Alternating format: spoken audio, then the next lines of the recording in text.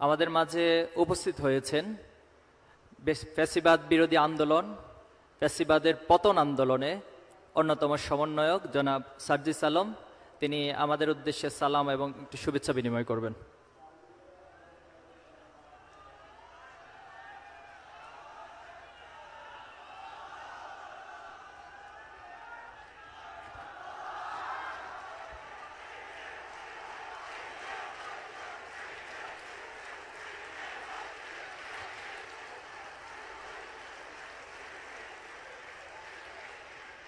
আসসালামু আলাইকুম ওয়া রাহমাতুল্লাহি ওয়া বারাকাতুহু।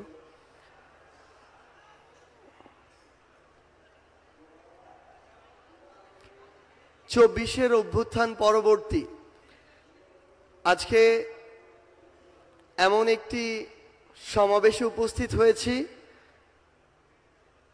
যেই সমাবেশের যে মানুষগুলো উপস্থিত রয়েছেন তারা আমার চব্বিশের অভ্যুত্থানের সহযোদ্ধা।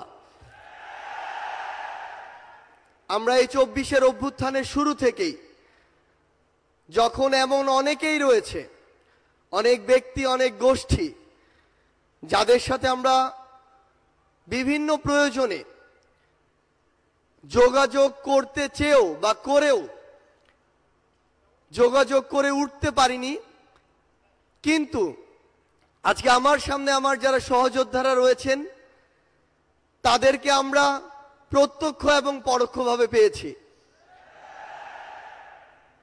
এই অভ্যুত্থানের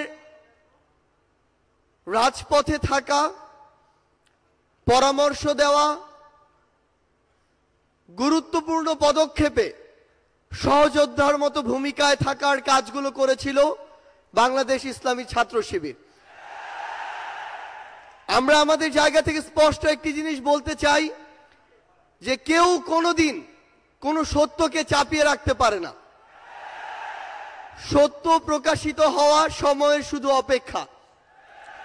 এই ফ্যাসিস্ট বিরোধী যে এক বিপ্লব, এই বিপ্লবে আমার সামনে উপস্থিত থাকা আমার সহযোদ্ধাদের বিপ্লবী সালাম।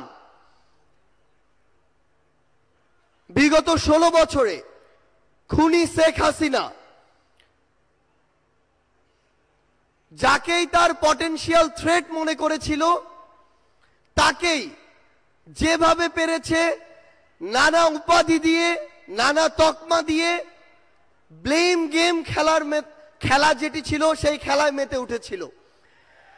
আমরা দেখেছি অনেক নিরপরাধ মানুষকে, অনেক নিরপরাধ আলেম ওলামাকে কিভাবে শুধুমাত্র তার পটেনশিয়াল থ্রেট মনে করার কারণে জেলখানা থেকে শুরু করে হামলা, মামলা, নির্যাতনের মাধ্যমে হত্যা করেছে। আমরা আমাদের জায়গা থেকে মনে করি যে বাংলাদেশ ইসলামী ছাত্র শিবির সহ বাংলাদেশের এমন অনেক গুরুত্বপূর্ণ ব্যক্তি ছিল, সংগঠন ছিল, যাদেরকে এই খুনি শেখ হাসিনা বাংলাদেশে, এই স্বাধীন দেশে বেঁচে থাকাটা তাদের জন্য দুঃসাধ্য করে রেখেছিল। আমরা আমাদের জায়গা থেকে শুধু আপনাদেরকে একটি কথাই বলতে চাই, খুনি শেখ হাসিনা যেভাবে আপনাদেরকে সহ অনেককেই রিপ্রেজেন্ট করার চেষ্টা করেছিল, বাংলাদেশের বর্তমান প্রজন্ম সেটিকে কিন্তু বিশ্বাস করে না। বর্তমান প্রজন্ম ততটুকু বিবেকবোধ সম্পন্ন বলেই এই ফ্যাসিস্ট খুনিকে এই দেশ থেকে বিতাড়িত করেছে, এবং তার দেয়া প্রেসক্রিপশন আগামীর প্রজন্ম হজম করে না বলেই তাকে এই দেশ ছাড়া করা হয়েছে।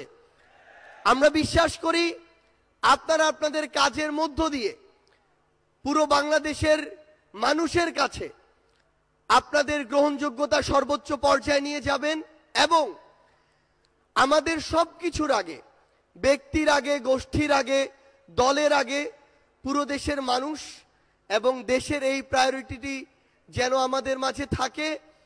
আমরা বিশ্বাস করি 24-এর অভ্যুত্থানে আমরা একসাথে হাতে হাত রেখে কাঁধে কাঁধ মিলিয়ে এমনকি পরিকল্পনার টেবিলে একসাথে বসে যেভাবে আমাদের কাজগুলো করেছি, আগামীর বাংলাদেশ গঠনে দেশের স্বার্থকে সবার আগে রেখে আমরা একইভাবে ঐক্যবদ্ধভাবে কাজ করে যাব। আমরা বিশ্বাস করি আমাদের চিন্তা ভাবনা যতদিন সৎ থাকবে, আমাদের কাজ যতদিন দেশ ও দেশের মানুষের জন্য থাকবে, ততদিন খুনি হাসিনার মতো যারাই আমাদের প্রতিবন্ধকতা হিসেবে সামনে আসুক না কেন, আমরা ঐক্যবদ্ধভাবে তাদেরকে প্রতিহত করতে পারব। আজকে